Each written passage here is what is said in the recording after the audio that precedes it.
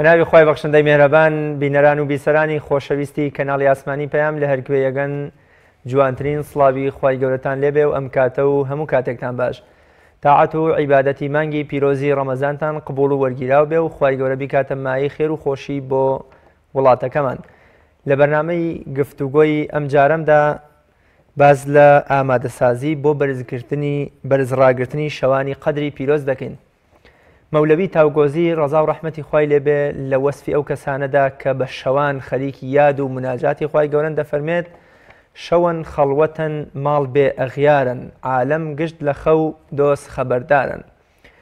موسڵمانان لە ئێستادا لە بەردەم پیرۆزترین شەوەکانی ساڵدان. بێگومان ئەگەر ڕەمەزان یەکێک بێت لە گرنگترین و کاریگەرترین و گەورەترین وێزگەکانی ژیانی موسڵمانان بۆ بە خۆداچوونەوە و بەدەستهێنانی ڕەزامەندی خوای گەورە، ئەوە لە نێو مانگی پیرۆزی ڕەمەزاندا شەوانێک هەن ئەتوانین بڵین تاج و کرۆک و پادشای مانگەکەن و ئەوەندە ڕێزلێگیراون کە خوای گەورە لە قورئانی پیرۆزدا بە شەوانی ڕێزلێگیرا و قەدر لێنرا و وەسفیانەکە. پێغەمبەری خوا صلی الله علیه وسلم و یار و یاوەرە بەڕێزەکانی بە گرنگیەکی زۆرەوە باسییان لە شەوانی قەدر کردووە و لە ژیانی ڕۆژانەی خۆیاندا هەوڵیان داوە گرنگیەکی زۆری بەرچاو بەم شەوانە بدەن. تەنانەت دەگێڕنەوە کە پێغەمبەری خوا صلی الله علیه وسلم ڕۆژانی دەڕۆژی کۆتایی مانگی پیرۆزی ڕەمەزانیش کە هاوکاتە لەگەڵ شەوەکانی لەیلەت القەدر لە ئیعتیکاف و مانەوە و خواپەرستیدا بووە لە مزگەوتەکەی خۆیدا. لە ئێستادا کە چەند ڕۆژێکی دیکە ئێمە لە بەردەم شەوانی قەدری پیرۆزداین، ئێمە چۆن ئامادەسازیەکی گونجاو بکەین بۆ ئەو شەوە پیرۆزانە تا بەر ئەو گەورەی و پاداشت و ڕێز و شکۆیە بکەوین کە خوای گەورە بەر ئەو شەوانەی خستووە. ئەو هۆکار و کارە جوان و خێر و خێراتانە کامانن کە شەوەکەیان پێ ئەڕازێنرێتەوە. ئایا تەنها بە خەبەربوون و نەخەوتن زامنی ئەوەیە کە ئێمە ڕێزمان لە شەوەکە ناوە و شەوەکەمان بەرز ڕاگرتووە و بە جۆرێ لە جۆرەکان بڵین ئێمە بەشداری شەوانی قەدرمان کردووە، یام چۆن چۆنیە ئەگەر مرۆڤێ بتوانێت بە باشترین شێوە حەقی ئەو شەوە بدە. لەگەڵ میوانەکانم هەریەکە لە بەڕێزان مامۆستا سەربەز جەباری بانخواست کە لە ستۆدیۆکانمان لە شاری سلێمانی و مامۆستا عەدنان خەتەیی زانای ئاینی لە ستۆدیۆکانمان لە شاری هەولێر میوانی بەرنامەکەمن و پێکەوە باز لە بەرز ڕاگرتنی شەوانی پیرۆزی قەدر دەکەین. مامۆستا سەربەز زۆر زۆر بەخێربی. جەزاک الله خوا سەلامەتی. تاعەت و عیبادەتتان قبول بێ و ئامین ئەجمەعین ئینشاءالله. خوای گەورە بیکاتە مای خێر و خۆشی. ئامین ئەجمەعین. مامۆستا پێم خۆشە هەر وەکو دەواازەیە بزانین شەوی قەدر یام لەیلەت القەدر واتە چی و چه شەوێ لە شەوەکان ئەگرێتەوە؟ بەڵێ بسم الله الرحمن الرحيم الحمد لله رب العالمين والصلاة والسلام على حبيبنا محمد وآله وصحبه أجمعين. دیارە خوای پەروەردگار چاکەی لەگەڵ ئێمەی ئومەتی پێغەمبەر عەلەیهی سەڵات وسەلام زۆرە و کۆمەڵێک خەڵات و تایبەتمەندی پێداوین یەک لەوانە بریتێ لە شەوی قەدر کە ئەم شەوی قەدرە تایبەتە بۆ ئێمەی ئومەتی پێغەمبەر عەلەیهی سەڵات وسەلام. خوای گەورە لە ئومەت و شوێن کەوتەی ڕاستەقینەی پێغەمبەرمان عەلەیهی سەڵات وسەلام هەژمارکە. شەوی قەدر کە سوورەتی 97 قورئان ئەناوی سوورەتی قەدرەوەیە، سوورەتێکی 5 ئاەتی کورت و پوخت لەم دەشەوەی کۆتایی ڕەمەزان هەیە بە بێگومان وەکو لە فەرمایشتی پێغەمبەر عەلەیهی سەڵات وسەلام. بۆیە ئەم دەشەوە لای پێغەمبەر عەلەیهی سەڵات وسەلام حیسابی جیا بووە. پێغەمبەری خوا عەلەیهی سەڵات وسەلام لەم دەشەوەیە خۆی و خاو خێزان و هاوڵە بەڕێزەکانی ڕەزای خۆیان لێبێ هەمویان پێکەوە ئەم دەشەوەیان زنو کردوتەوە وەکو جەنابە ئاماژەیەکە پێکرد بە ڕۆژەکانی شێوە. ئەنەسی کوڕی مالیک ڕەزای خۆی لێبێ فەرمێ پێغەمبەری خوا عەلەیهی سەڵات وسەلام هەموو ڕەمەزانێک دەشەوی کۆتایی لە ئیعتیکافا بووە، یعنی لە حاڵەتێکی تایبەتی پەرستش و عیبادەتکردنە. تەنانەتە فەرمێ ئەگەر ڕەمەزانێک فریانە کەوتبایە بەوەی سەفەرێک یا ئیشێکەوە دەشەوی ئەخیر ئیعتیکافکە ساڵی دوای ئەو قەزایە کردو، ینی 20 شەو لە ڕەمەزان ئیعتیکافێ کرد. یا هەندێک ڕیوایەتمان هەیە ساڵێکیان پێغەمبەر عەلەیهی سەڵات وسەلام ئیعتیکافی نەکردووە لەم دەشەوەی کۆتاییە، لە مانگی شەوالە ئیعتیکافەکەی قەزا کردوتەوە. خۆی ئیعتیکافکردن سونەتە، بەڵام لەبەر گرنگی ئەو سونەتەوە لەبەرەوەی کە ئینسان پێویستی بەوەی ناو بەناو چۆن پێویستی بە شەحنکردنەوە هەیە خۆی شەحنکاتەوە بەتایبەتیش لەو ڕۆژگارەیە کە ئێمە وەزعی ڕۆحیمان زۆر زۆر خراپە. ئەگەر پێغەمبەری خوا عەلەیهی سەڵات وسەلام پێویستی بەوە بوو بێ کە دەشەو لە ئیعتیکافا بوو بێ و زۆر گرنگی پێدا بێ، حتمما ئێمە ئێستا زیاتر پێویستمان بەوەیە. بۆیە ئەم شەوە ناوەکەی بە خۆیەوەتی ئەڵێن قەدر لە زمانی عەرەبیا سێ معنای هەیە. معنایەکیان بە معنای ڕێز و حورمەت دێ. ئەم شەوە لەبەرەوەی زۆر بەڕێزە لای خوای پەروەردگار بۆیشە بەڕێزە لەبەر خاتری قورئان و عیلم. شەوی قەدر ڕێزەکەی لەبەرەوەی کە خوای پەروەردگار قورئانی تیان نازڵ کردووە و لەبەر زانست و زانیاریش کە ئەوڵی قورئان بریتێ لە عیلم. بۆ ئەگەر ئینسانێک بیەوێ شەوی قەدر زنوکاتەوە ئەبێ لە خۆی بپرسێ لەگەڵ ئەم دووشتەیە چۆنە؟ یعنی هەم لەگەڵ قورئانە چۆنە، هەم لەگەڵ زانست و زانیاریە چۆنە؟ ئایا هیچ ئەزانێ دەربارەی قورئان؟ معناکانی ئاەتی قورئان نەزانێ، ئەزانێ قورئان چۆن دابەزی و ئەزانێ ناوەڕۆکی قورئان باسی چی، ئەزانێ ئەم 114 سوورەتە معنای سوورەتەکانی یعنی چی إلى آخره. معنایەکی تری قەدریش بە معنای ئەندازەگیری دێ، تەقدیر و ئەندازەگیری، ئەو معنایش تەواوە. هەموو ساڵی خوای پەروەردگار لەم شەوی قەدرەیە بڕیارەکانی لەوح المەحفوظ بۆ مرۆڤایەتی و بۆ سەرزەوی ئەێنێتە ئاسمانی یەکەم، لەوێتر مەلایکەتەکان جێبەجێیەکەن. بۆیە ئەمەی کە لە ئاسمانی یەکەمە ئەم قەدەرەیان ئەکرێ بگۆڕێ، بەس ئەوەی لای خوای پەروەردگارە ئەوە ناگۆڕێ. و معنایەکی تریشی هەیە کەلیمەی قەدر لە زمانی عەرەبیە بە معنای تەنگبوونەوەی تەسکبوونەوەیش دێ. وأما إذا ما ابتلاه فقدر عليه رزقه. قدر يعني تنگ بۆیەوە ئەڵێن لەبەرەوەی ئەو شەوە ئەمەندە پۆلی مەلایکەتی ئاسمان دێتە سەرزەوی تەنگە بێتەوە تەواو. یعنی مەلایکەتەکان کە دێن بە ئاسانی جێیان نابێتەوە، ئەوە مەلایکەت دابەزینەتەوە سەرزەوی. ئەمە وەکو چۆن ئەڵێ وشەی قەدر. زۆر باش. بەڵێستا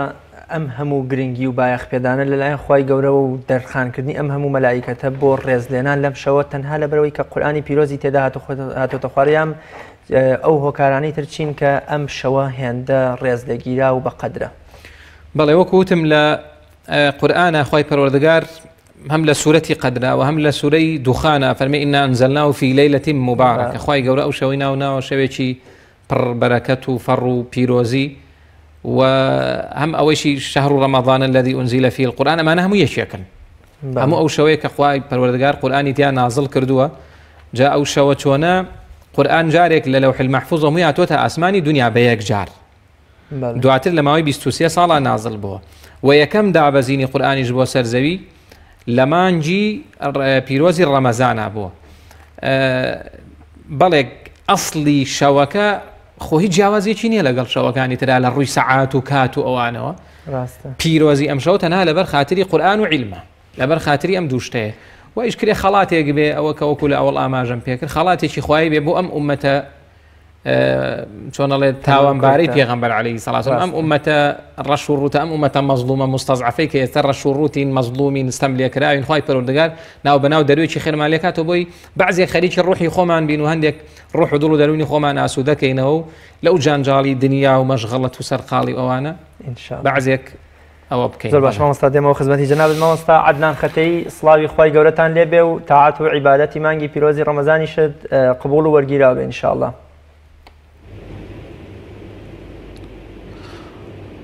وعليكم السلام ورحمة الله وبركاته. خواي قورا طاعة وعبادتي هم لا قبولك إن شاء الله. بخير هاتني مع مستا سربز زبارج دكين ميوانكات ودس خوشي لزناب دكين بو أم درفتا كتوزيك لباري قدر وشوي قدر قصبكين. بەڵێ زۆر باش مامۆستا، وەک لە بەر لە ڕەمەزان باسمان لە شێوازی خۆ ئامادەکردن و پێشوازیەکی دروستی دڵسۆزانە و پڕ لە ئیخلاسانە کرد بۆ مانگی پیرۆزی ڕەمەزان، و ئەزانین لە نێو ڕەمەزانیشدا شەوانی قەدر پیرۆزترین کاتەکانی مانگی پیرۆزی ڕەمەزانە، بابزانین چۆن خۆمان ئامادە بکەین بۆ ڕوبەڕووبوونەوە و چوونە نێو شەوانی پیرۆزی قەدرەوە.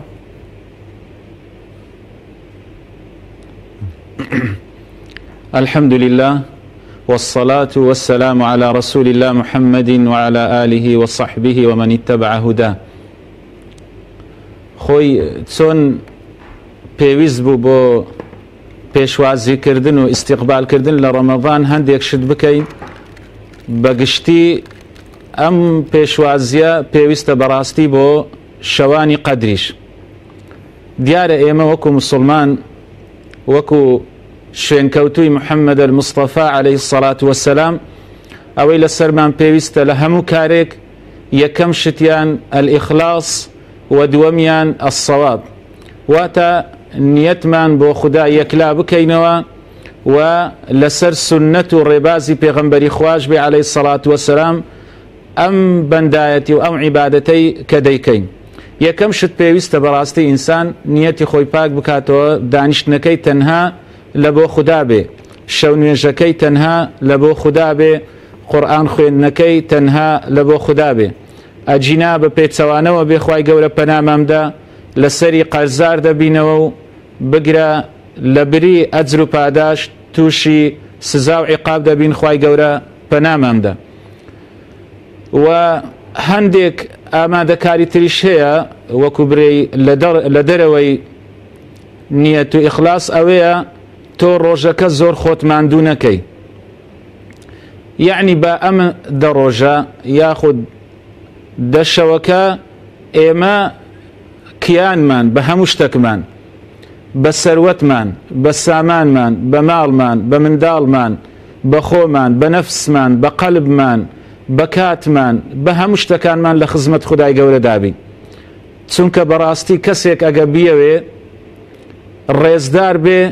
دەبێ هەندێک شت ببەخشێ. یعنی ئەم شەوە کە ناوی لێنراوە لەیلەتە مبارەکە یاخود لەیلەة القەدر یاخود وەکو مامۆستا باسی کرد، بەڕاستی ئەم هەموو مەلایکەتە دادەبەزێ وەکو لە فەرمودەی سەحیحدا هاتووە کە نەک بە یەک جاریش دادەبەزن. زانایان دەفەرمون کە خودای گەورە دەفەرمێت تەنەزەل المەلائکەة، چونکە الزیادة في المبنى تدل على زیادة في المعنى. خدای گەورە دەیتوانی برێ ينزل الملائكة ياخذ نزل الملائكة ياخذ ننزل الملائكة، بەڵام کە دەرێت تەنەزەلو زانایان دەفەرمون مەبەستی ئەوەیە فەوجا بعد فەوج یاخود فەوجا فەوجا، کۆمەڵ کۆمەڵ مەلایکەت دادەبەزن. بەڕاستی کەسێک قەدری خۆی نەزانیوە، کەسێک شکۆمەندی خۆی نەزانیوە کە لەم شەوە مەحروم بێ. ئەوەش قسەی ئێمە نییە، ئەمە قسەی پێغەمبەری خودایە عەلەیهی السەڵات وەسەلام کە لە فەرمودەیەکی صحیحدا کە ئیبن ماجە ڕەزا و ڕەحمەتی خوای لەسەر بێ لە سونەنەکەیدا هاتووە، ئیمامی ئەلبانی حەسەنەه الئەلبانی لە صحیح الجامع دەفەرمێ پێغەمبەری خوا فەرمووی ئەم مانگە ڕەمەضانە هات، إن هذا الشهر قد حضركم وفيه ليلة خير من 1000 شهر. دەفەرمێ مانجی ڕەمەضان هات، شەوێکی تێدایە خير من 1000 شهر، يعني لەسەر وشەی خير من 1000 شهر. بۆ نمونە ئێستا ئێمە ئاەتێکمان هەیە لە قورئان، خودای گەورە لە سوورەتی بەقەرە دەفەرمێ مثل الذين ينفقون أموالهم في سبيل الله كمثل حبة أنبتت 7 سنابل في كل سنبلة 100 حبة والله يضاعف لمن يشاء والله واسع عليم. خدای گەورە دەفەرمێ ئەوانەی ماڵی خۆیان دەبەخشن لە پێناوی خوددا یەک بە 700، بەڵام دواتر خدای گەورە دەفەرمێ والله يضاعف لمن يشاء، خوای گەورە زیاتر دەکات بۆ کەسانێک چەندەها قات دەکات. بۆیە زانایان دەفەرمون ئەجر و پاداشتیش لە پێناوی خوددا، بەخشین لە پێناوی خوددا دەفەرمون ئەجر و پاداشتەکەی دیار نییە، یعنی ئەوەندە زۆرە بەس خوددا بۆ خۆی دەزانی. بۆیە کە لێرەش خدای گەورە دەفەرمێ خەیڕون، هەم لەو فەرمودەی پێغەمبەری خوددا عەلەیهی السەڵات وەسەلام هەم لە ئاەتەکە، واتە زیاتر لەوەندەی من 1000 شهر، زیاتر لە 1000 مانجی. ئیدی والله ئەعلەم، خدای گەورە دەزانێت چەندە، بۆیە خێری زیاترە، لەوانەیە 10 قات بێ، لەوانەیە 100 قات بێ، لەوانەیە 20 قات بێ، ئەوە خدای گەورە دەزانێت. بۆیە پێغەمبەری خوا فەرمووی شەوێکی تێدایە خەیر من 1000 شهر، کە باشترە لە 1000 ساڵی من حرمها فقد حرم الخير كله. دەفەرمێ ئەوەی خۆی محروم بکە، بێبەش بکە، بەڕاستی ئەوە بێبەش بووە لە هەموو خەیرێک، ولا يحرم خيرها إلا محروم. دەفەرمێ کەسێک خۆی بێبەش دەکا، ئەو کەسە کە بێبەشە، یعنی کەواتە بەڕاستی بەم فەرمودێ بۆمان ڕۆن دەبێتەوە کە ئەوانەی لەم شەوانەدا لە خزمەت خوددادا نابن، لە شەو نوێژدا نابن، یاخود لە قورئان خوێندندا نابن، یاخود لە ذیکردا نابن، یاخود لە فکردا نابن، لە خزمەت خوددادا نابن، یاخود لە شوێنێک دەبن کە خودای گەورە پێخۆش نییە، بەڕاستی ئەوانە لە خێر و ئەجر و پاداشێکی زۆر زۆر زۆر زۆر مەحروم بوون. بۆیە ئینسان دەبێت کاتێک کە لەیلەة القەدریش دادەنیشێ دەبێت دوعای بکە خوددا لێ قبول بکە، نەک ئەوەی کە شتەکە بە هەمەندەوە نەگرێ بە شتێکی ئاسایی و شتێکی هاکەزا و تەبیعی سیر بکە نەخێر لەلایەنێک تەبیعی نییە لەبەرەوەی ئێمەی مسلمان دەبێ بەردەوام لە دوو ڕەزامەندی خودای گەورە دابین بۆیە دەتوانین بڵێن بەگشتی ئەوەیە هەم نیەتت پاک بێ هەم ئیخلاسی هەبێ هەم خۆت ئامادە بکەی بە تایبەتیش وەکو ڕۆژەکانی تر یعنی زۆر خۆتمان دوو نەکەی لە ڕۆژەکە بۆ ئەوی شەو بتوانی بە چوست و چالاکی بەندایەتی و عیبادەتەکە بکەیت. باش مامۆستایان دێمەوە خزمەتی جەناب مامۆستا سەربەرجەناب بفەرموود شەوانی قەدر هیچ جیاوازیەک لەگەڵ شەوەکانی دیکەدا نیە لە ڕووی بۆمنە بینین و ڕواڵەتیەوە ئەوەی کە گرنگ و ڕێزلێگیراوی کردو ئەو واتامانەبیانەیەکە لە شەوەکەدا هەن بە حکمت لە دیاری نەکردنی خودی شەوەکەدا چیە لەلایەن پێغەمبەری خوا و صلی الله علیه و سلم یان بۆمنە قورئانی پیرۆزەوە تا ئێستاش ڕاجیاییەک هەیە بۆچی هۆکارەکەی چی ئەوەیە کە مسلمانان بۆمنە هەردە شەوەکە لە خزمەتی خوادا بن و ماندوو بن پێوەیان حکمەتی تری تێدایە. بەڵێ بێگومان دیارەکە منەڵێم شەوی قەدر جیاوازی نییە مەبەسم لە ڕووی شەوە یعنی شۆنەڵێت مەحسوسەکەەوە هەست پێکراوەکەەوە لینا لە نوێی ناوەڕێکەوە وەکو مامۆستا فەرمووی ئەوە شەوێکە تایبەتە بێگومان لەبەر دووشت پێغەمبەری خوا عەلەیهی سەڵات وسەلام شەوی قەدری دەستنیشان نەکردووە. بەڵێ طبعا مە گومانمان لەوەیان نیە شەوی قەدر لەم دەشەوەی کۆتاییایە بێگومان ئەوە فەرمودەی لەسەر چکە پێغەمبەر صلی الله علیه و سلم فەرمی التەمیسوها فی العشر الأواخر بەڵام بۆ دیاری نەکرۆ لەبەر دووشت یەک لەبەرەوەی ئینسان زۆرترین تاعەت بکات لەم دەشەوەیە دویش لەبەرەوەی ئینسانی مسلمانی چوس و چالاک لەگەڵ مسلمانی تەمەڵ و تەوەزل یەک جا بکرێنەوە ئەمە دوو لە ڕووی جەنابتان ئەمە بەڕاستی خاڵێکی زۆر گرنگە چونکە مسلمان هەیە بڵێن یەک مانگ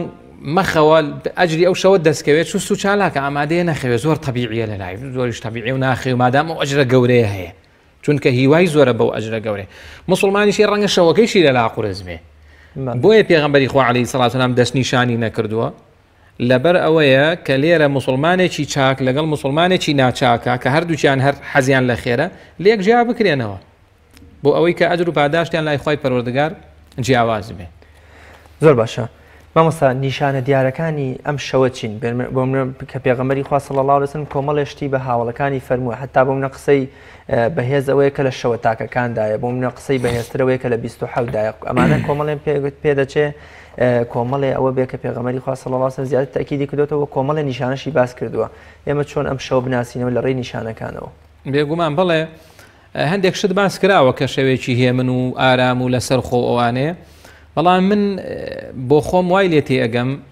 یعنی ئەوەی کە گرنگەی ئینسان لەم شەوانەیە زۆر خەمی ئەوەی نەبێ شەویکە بە تایبەتی ئێستا لە وڵاتی ئەمە شەوگار کورتە و خەڵکی تا بەیانی ناخەوێ و زۆر تەبیعیە نەخێونیەتی شەوی قەدری لێبێنێ وەکو مامۆستایش فەرمووی بە ڕۆژا زۆر خۆی ماندوو نەکا بۆی بتوانێت بە شەوا عیبادەت بکات بەڵام من وای لێ تێگەیشتوم ئەم شەوی قەدرە کاتێک ئینسان ئەم ئەجرە گەورەی بۆ ئەنووسرێ یعنی تۆ بە شەوێک ئەجری 80 ساڵ بۆ بنووسێ زۆر زۆرە من وای لێ تێگەیشتوم ئەمە پێویستی بەوەیە ئینسان چۆن ئەڵێ شەنوکەوێکی باشی خۆی بکە لە دڵ و دەرونیەوە دەست پێ بکە ئەرێ من لەگەڵ ئەم قورئانی خوایە لەکوێیە چەند فەرمانی خوا هەیە کە ئێمە ئەیشکێنین ڕۆژانە چەند قەدەغە کراو ئەشکێنین چەند فەرمانی خوا جێبەجێ ناکەین چەندێک هەڵسوکەوتمان وەکو قورئانە چەندێک وەکو شوێنکەوتەی پێغەمبەرین عەلەیهی سەڵات وسەلام چەندێک بوو شێوازین کە خوای پەروەردگار داوای لێ کردوین لە هەڵسوکەوتی ڕۆژانەمانە ڕاستی من پێم وایە لەیلەتول قەدر لەمەیانە یعنی ئەم ئینسانە بیرێک بکاتەوە لەکوێی ئەم قورئانەیە چونکە گەورەی قەدرەکە بۆی قورئانەوەیە و ئینسانیش هەبێ بزانێت لەکوێی قورئانایە لەگەڵ چەند شتمان هەیە مخالفەی قورئان ئێستا خۆ ئێمە زۆر خوشکی بەڕێزمان هەیە شەوانی قەدر ڕەنگە زۆر لە ئێمە چست و چالاکە دانەتر دانیشێوانیە بەڵام ئایا کە سبەی ئەچێتەوە بۆ دەوامەکەی بەو جلوبەرگەوە چێکە خوا داوای لێ کردووە ئایا ئەمە تێگەیشتنە لە معنای قەدر ناخۆ خوای گەورەش ڕەحمی پێکا بەڵام بەڕاستی ئەوە زۆر تێنەگەیشتنە یعنی تۆ دانیشی شەوی قەدر زینوکەیتەوە لەولاوە ڕۆژانە فەرمانی خوا بشکێنی لە جلوبەرگەکەتا کە 4 ئاەتی قورئان باسی باڵا پۆشیەکە برای وامان هەیە 5 فەرز لە مزگەوتە ڕەمەزانان هەموو ڕەمەزانی ڕەنگە لە عەمرە بێت ڕەنگە ئێستا بەعزێکیان لە عەمرە بنوانە بەڵام سەتاسەت ئەزانێت کاسبێکی حرامە یعنی چەند مسلمان من لەم شارەیە زانم کاسبێکی حرام و کاسبی حرامە خوا و کاسبەکەیشی خۆشی لێی معلومە کە خەشەکە ئەوانە ئەمە لەکوێ ئیسفادەی کرد لە لەیلەتول قەدر بەڕاستی لەبەرەوە من پێم وایە ئەم لەیلەتول قەدرە بۆ ئەوەیە کە ئینسان مڕاجعەیەکی خۆی بکە دینی خوا قەدری چۆنە لە لای تۆ خوا قەدری چۆنە لە لای ئێمە ئەمجا تۆ قەدرتە بێت لە لای خۆی بن هەر شێوێک دانیشی خەڵکێکی زۆر هەیە هەر ناخێ خۆ زۆر ماڵ هەیە شەوان تا بەیانی ناخەون ینی قەزیەکە لەوەیان نیە شەو تا بەیانی خەوت و یانە خەوتی قەزیەکە لەوەیە ئەم شەوە بەچی زین و کردەوە و چۆنی لەگەڵ ئەو قورئانی کە خوای پەروەردگار لەو شەوەیە ناردوێتی و ئەو شەوەیش پیرۆزەکەی بۆی قورئانەوەی زۆر باشە مامۆستا عەدنان خەتەی چۆن ئەم شەوە بە پیرۆز ڕابگرین یا ئەو شتانە چین کە شەوەکەی پێدەڕازێنینەوە وەکو جەنابی مامۆستا سەربەست فەرمی کە زۆربەی خەڵک ئێستا ناخەوێ و گەنجەکانمان بە مۆبایل و فەیسبوک و تۆڕە کۆمەڵایەتەکانی دیکە سەرگەرمن و وەکو مسلمانانیش بۆ منە هەر بە خەبەرن و شەوەکەشیان ڕاگرتووە بۆ منە مەبەستمە شەو ڕاگرتن بێ تا دوای نوێژی بەیانیش گەنجان یان خەڵکێکی زۆر ناخەون ئەو شتە پیرۆزانە چین کە ئێمە لە شەوەکەدا بیکەین و شەوەکەیان پێدەڕازێنینەوە و قەدرمان لە شەوەکە گرتووە.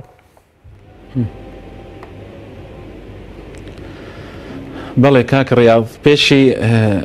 وەڵامی پرسیارەکە بدەمەوە پێم خۆش و بەڕاستی ئەوە باس بکەین کە ئەوەی کە دەڵێن زیاتر شەوی 27 و بڵاو بۆتەوە بەڕاستی ئەوە یعنی چەند من ئەوەندی بە دوواداچوونم کرد دەقێک نییە لە فەرمودەکان یاخود هەم لە قورئان بڕێ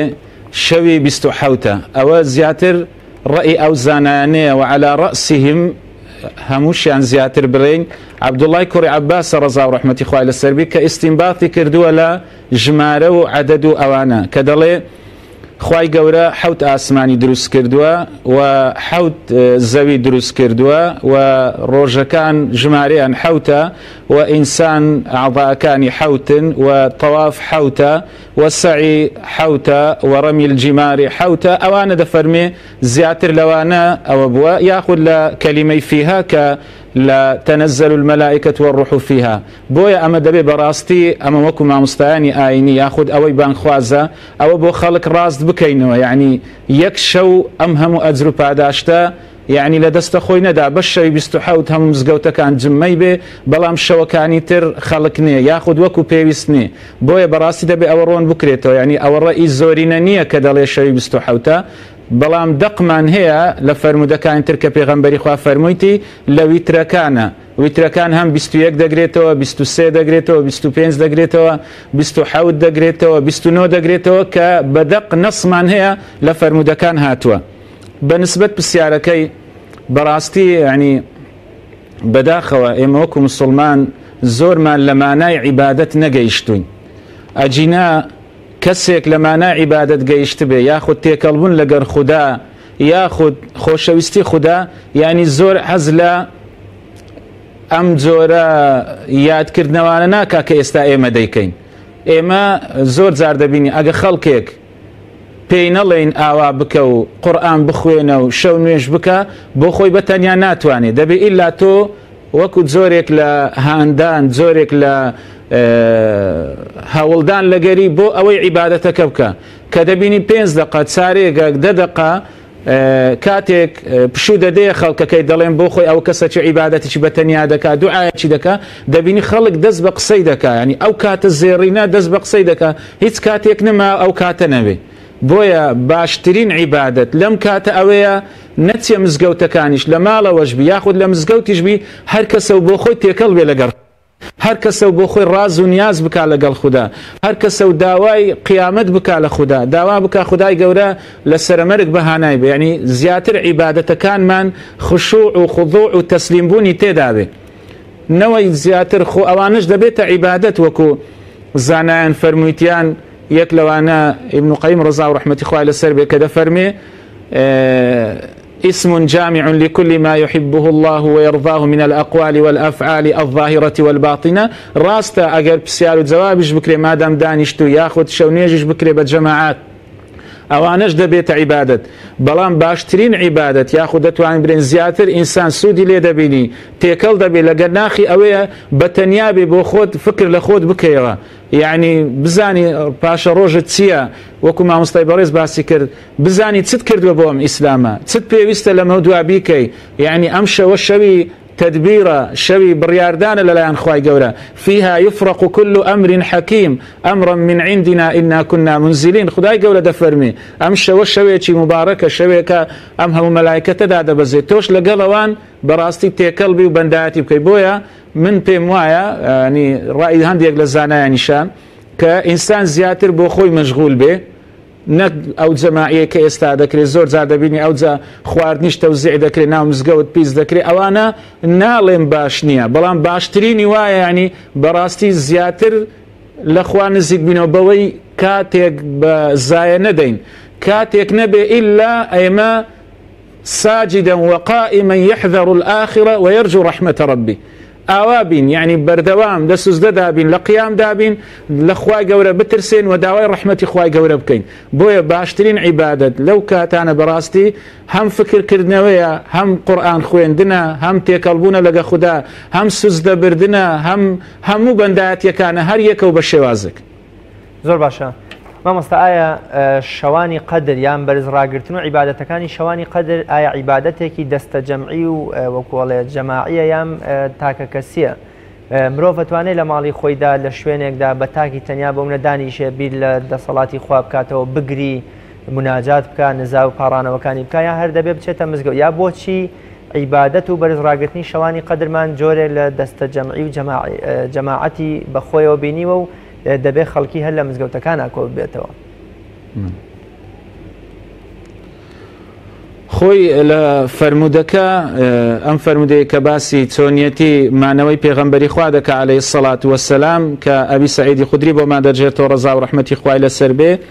کە فەرمودەیەکی صەحیحە لە صحیحی بوخاریدا هاتووە وەکو سەلات و تەراویح یعنی لەوێ باز دەکا پێغەمبەری خوا عەلەیهی السەڵات وەسەلام بیدایەت بە تەنیا بوو دواتر بە جەماعەتش کراوە بۆیە زانایان دەفەرمون هەردوو لای دروستە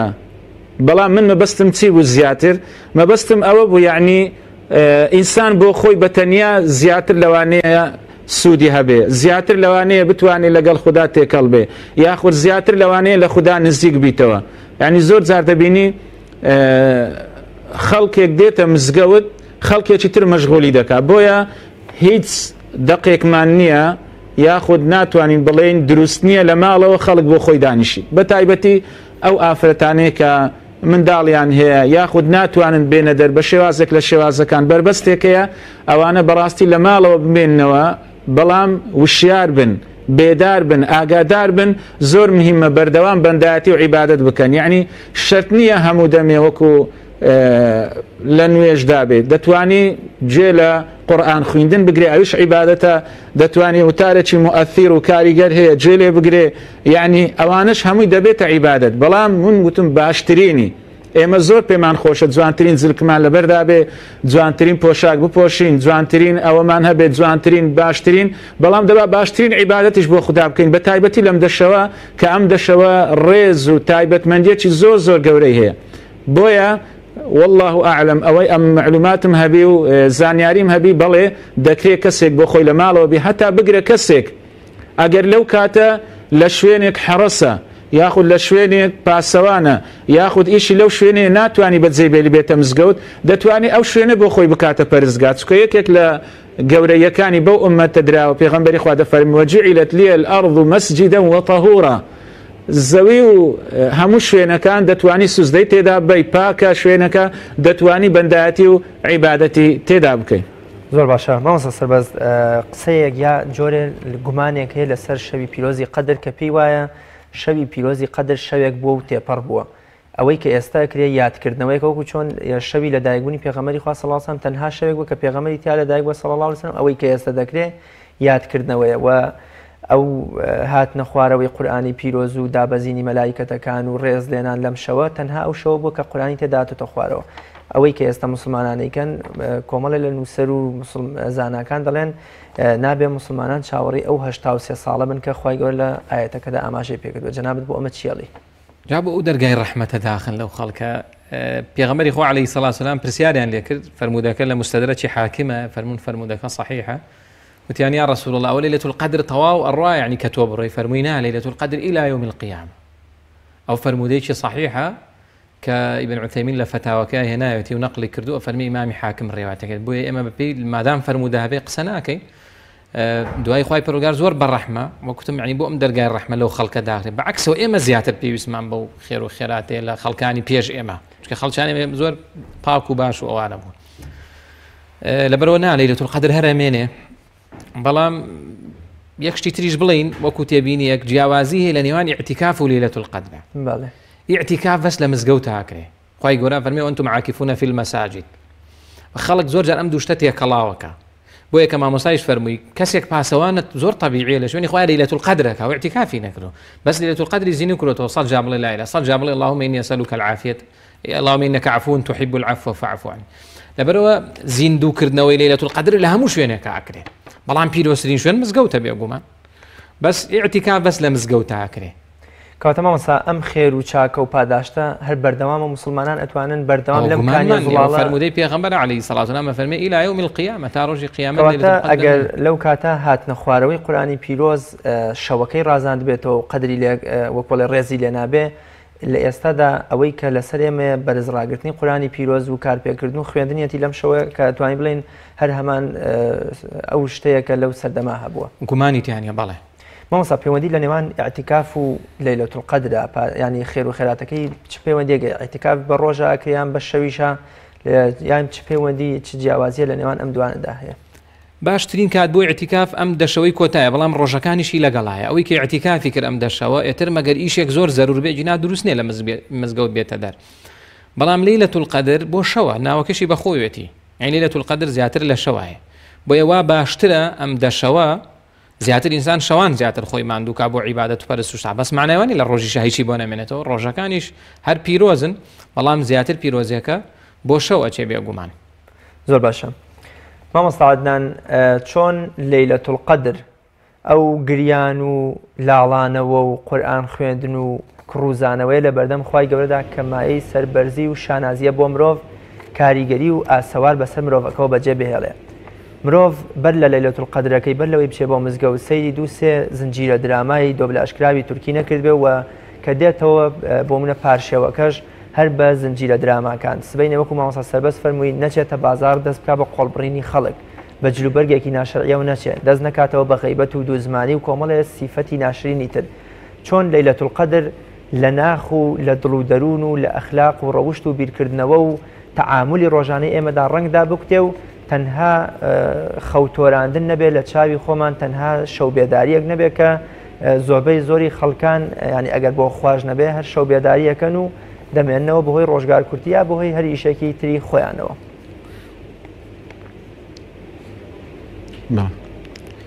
خۆی بەڕاستی هەر گۆڕانکاریەک لە ژیانی ئینسانی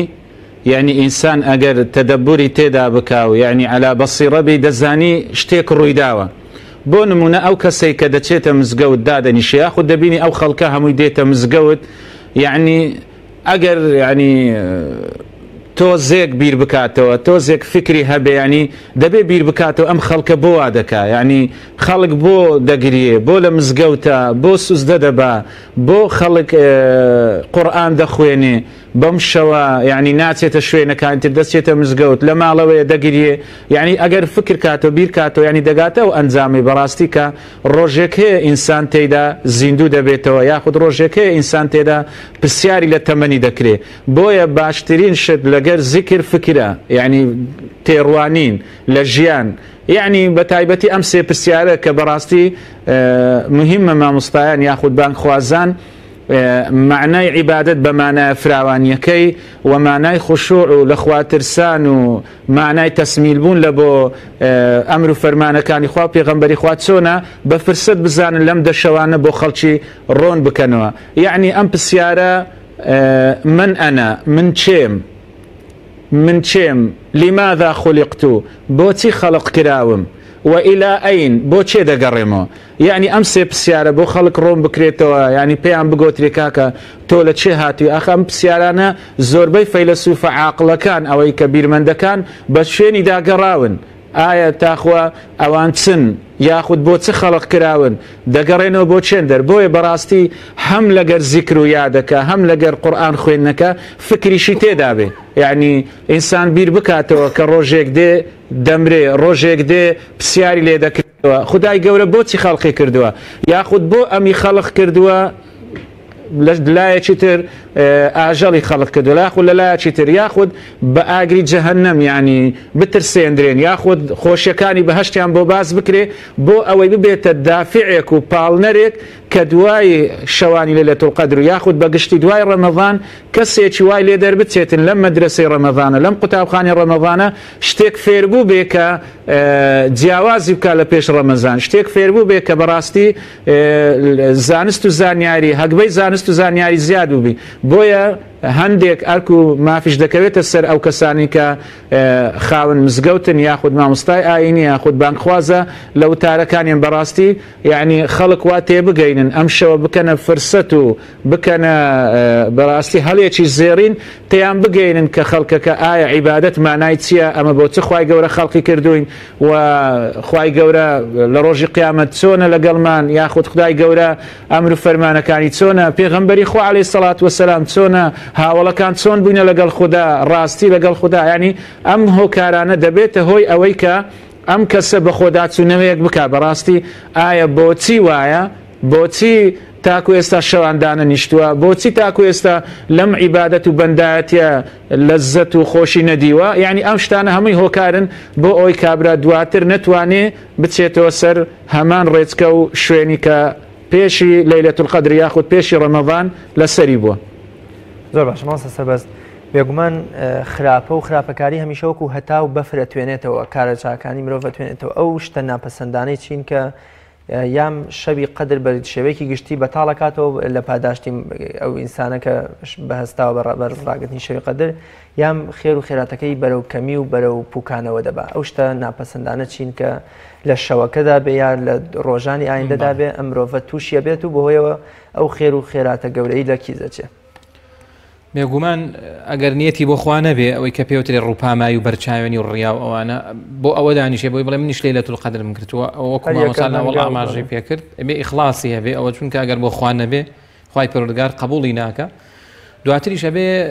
خۆی پارێزێ لە گوناه و تاوان. بەڵام یەک دوو شتێکی تر بڵێم بەپی فەرمودەی پێغەمبەر عەلەیهی سەڵات وسەلام باشترین شت لە شەوی قەدرە شەو نوێژە، من قامە لەیلەتەل قەدر، یعنی ئینسان تا بۆ یەکرێ زۆرترین نوێژەکە. دیارە ئەوانەی کە چوونەتە مەکە و مەدینە ئەزان لەوێ 33 ڕکات نوێژەکەن لەم دەشەوەی کۆتاییە هەتاوەکو بەیانی معنی نوێژێکی باش و چاک و ئەوانە ئەکرێ. بۆیە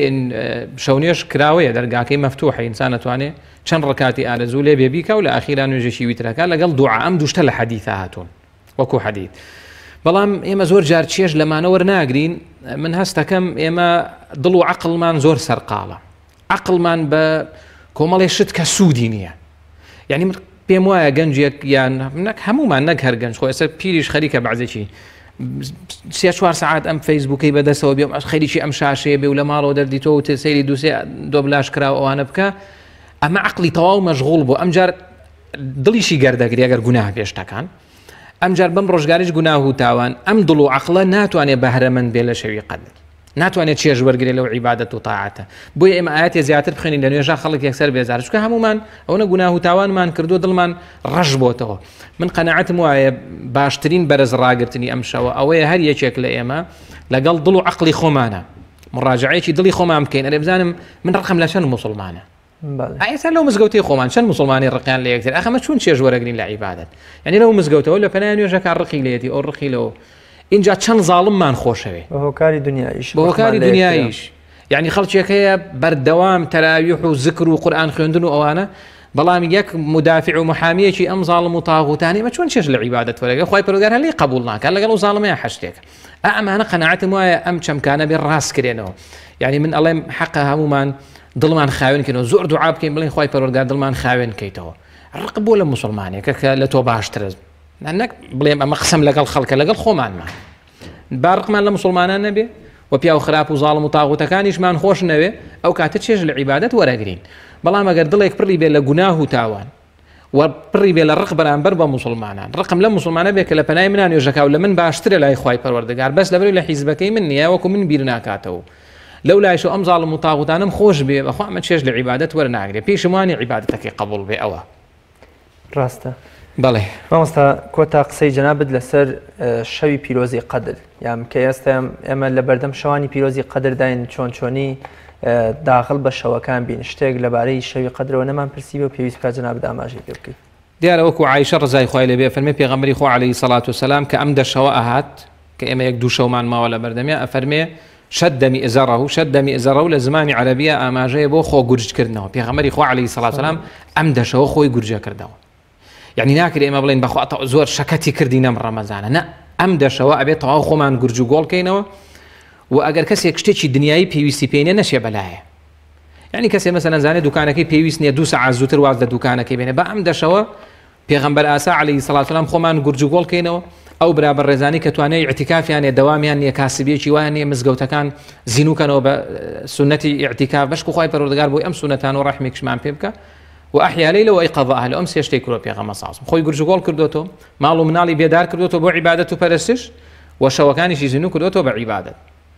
و فەرمودەکەیش کە مامۆسا خوێندەوە زۆر گرنگە کە ئینسان هەوڵدا مەحروم و بێبەش نەبێت لەم شەوە. کاتێکیش دڵنیای ئەجری ئەم شەوەت بۆ نووسێ ئەگەر ئینسان دەشەوەکە عیبادەتکە. بەڵام یەک تێبینیش ئەو بەڕێزانی کە ئێوارە تەراویح حەکەن ئەوە بەشێک لە لەیلەتول قەدریان بۆ نووسرا، ئەگەر هەمووی بۆ نەنووسرا بێ. لەبەرەوەمانەی وانە ئەکرێ کەسێک ماندوو بێ، بە ڕۆژان ماندوو بی و کاسبی کرد و قوتابی و ئیمتیحاناتە، بەعزێک ئەو بەڕێزانەمان لە تاقیکردنەوە و چی ئەوانەیان بەعزێکیش بخەوێ لەیلەتول قەدرەکەی بەتاڵ نابێتەوە. بەڵام گرنگەوەی عیبادەتێکی پاک و پخت و خاوێنکردنەوەی دڵ و دەرو. بەڵێ زۆر باشە. مامۆستا عەدنان، بێگومان کۆڕی ذکر و یادی خوای گەورە زۆر وەسف و سەنای کراوە لە فەرمودەکانی پێغەمبەری خوادا صلی الله علیه وسلم کە هەمیشە مەلائیکەتەکانی خوا لە کۆڕی ذکر و یادی خوادا ئامادەیان هەیە. تەنانەت لە فەرمودەیەکیشدا هەیە کە کۆڕی ذکر هێندە گرنگە. ئەگەر مرۆڤێک بۆ پێداویستێکی خۆی یا بۆ بانکردنەوەی یەکێک لە ئامادەبوانی کۆڕی ذکر ڕۆشت بێتە ئەو شوێنە، خوای گەورە دەفەرمێت تەنانەت لەویش خۆش بن. شەوانی قەدر تا چەند ئێمە بە تێگەیشتێکی واوە سەیری بکەین کە ئەمەش کۆڕی ذکرە و کۆڕی یادی خوای گەورەیە و هەر بۆ بەشداریکردن تێیدا ئەگەر هیچیشمان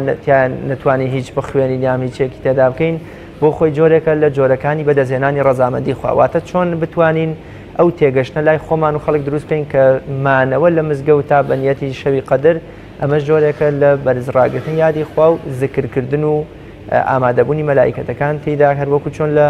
سوورەتەکەشدا ئاماژەی پێکردووە.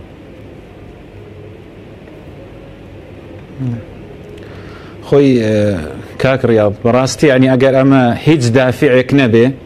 هیچ پاڵنەرێک نەبێ بۆ ئەمە ئەو شەوانە زیندوو بکەینەوە، بەڕاستی دەبێ بەس لەوەی کە شکری خودای گەورە بکەین کە ئێمەی داخل بە ڕەمەضان کردووە و داخل بە شەوی قەدری کردوین. بەڕاستی ئەمانە نیعمەتن لە ڕۆژی قیامەت پرسیارمان لێ دەکرێتەوە. فەرمودەک والله ئەعلەم لە مسنەدی ترمذیدا هات، لە سونەنی ترمذیدا هات و ئەبی هورەیرە بۆمان دەجێڕێتەوە، دەفەرمێ ڕۆژێکیان ئیمامی ئەبوبەکر دەچوو سەردانی پێغەمبەر بکە عەلەیهی سەڵات وەسەلام، لە کاتێک بوو بێتاقەت بوو ئیمامی ئەبوبەکر. دەفەرمێ لە ڕێگادا پێغەمبەری دیت عەلەیهی سەڵات وەسەلام، فەرمووی پێغەمبەری خوا ئەمە کاتی هاتنە دەرت نییە، ئاسایی نییە، بۆچی هاتیە دەر؟ فەرمووی بەعض الجوع، فەرمووی هەندێک برسیمە، فەرمووی با بڕۆین بچینە شوێنێک. دواتر گەیشتنە ئیمامی عومەر ڕەزا و ڕەحمەتی خوای لەسەر بێ، کە گەیشتنە ئیمامی عومەر، ئیمامی عومەریش فەرمووی بە هەمان شێوە بۆچی هاتوونە دەر؟ پێغەمبەری خوا فەرمووی عەلەیهی سەڵات وەسەلام برسێتی هێناوینە دەر. دواتر سەیریان کرد پێغەمبەری خوا عەلەیهی سەڵات وەسەلام، بەردی لە برزجیناوە لە برسان. بۆیە ئیمامی عومەر و ئیمامی بفەرموش ئێمەش برسیمانە. ئەوە بوو چوونە ماڵی یەکێک لە دەوڵەمەندەکانی ئەو کاتی کە ناوی ئەبی هەیثەمی کوڕی تیهام بوو، کە چون هەندێک خواردنی دانێ و کە پێغەمبەری خوا عەلەیهی سەڵات وسەلام کوردەکەم و فەرمودەکە، کاتێک کە ئاویان خواردەوەیان خوارد، فەرمووی پێغەمبەری خوا، فەرمووی هذا والله إنه النعيم الذي تسألون عنه يوم القيامة، فەرمووی بەڕاستی ئەمە ئەو نیعمەتەیە کە لە ڕۆژی قیامەت پرسیارمان لێ دەکرێتەوە. فەرمووی ماء بارد ورطب طيب وظل بارد، فەرمووی ئاوێکی سازگار، سێبەرێکی فێنێک و خواردن شیرنیەکی بەڕاستی پاک. ئەمەش ئێستا ئەوانەمان هەموو هەیە. بەڕاستی ئەگەر هیچ نەکەین، خوای گەورە ئەو نیعمەتانی لەگە کردوین، با سوپاسی بخکەین، با شکرانەی بکەین، با ذیکری بکەین، یادی بکەین، لە یادی نەکەین. چونکە ئەگەر خدای گەورە لە یاد بکەی کەواتە تۆ خۆشت لە یاد کردووە. بۆیە ئەگەر هیچ پاڵنەرێک نەبێ، با پاڵنەری شکر وامان لێ بکە کە ئێمە لەبەر خدای گەورە بپارڕینەوە کە ئەو ناز و نیعمەتەی تێیدان بەردەوامی بکە، ئەم ئەمن و ئەمانەی تێیدان بەردەوامی بکەن. بەڵێ وەکو جەنابەت فەرموود، ئەمەش هەموو حیلەقی زیکرە، هەمووی هۆکارە بۆ ئەوەی کە ئینسان خدای گەورە لێ خۆش بێ. بۆیە هەر چۆنێک بێ،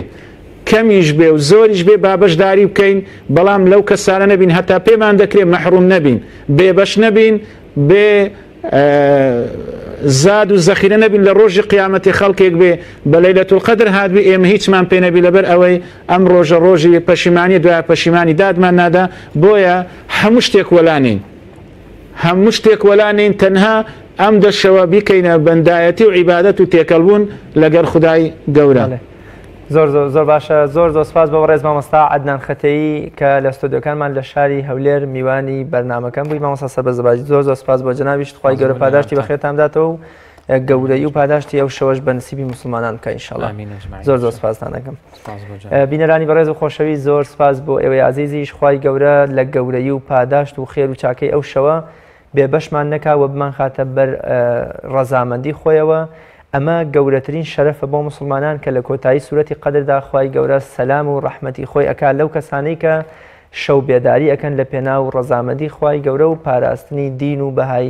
خۆیان. تا بە یەکگەشتنەوەیکی تر بە خوای گەورە مێرەبانتان ئەسپێرم، خواتان لەگەڵ تاعەت و عیبادەتتان قبوڵ.